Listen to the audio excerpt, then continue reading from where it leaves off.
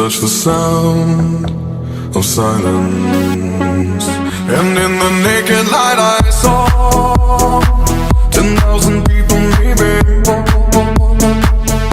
people talking without speaking, people hearing without listening, people writing songs that voices never share, and no one dared disturb the sound of silence.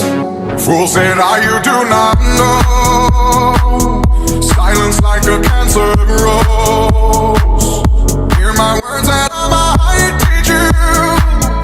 Play my arms and I might reach you.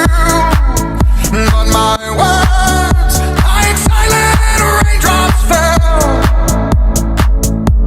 and echoed in the wells of silence.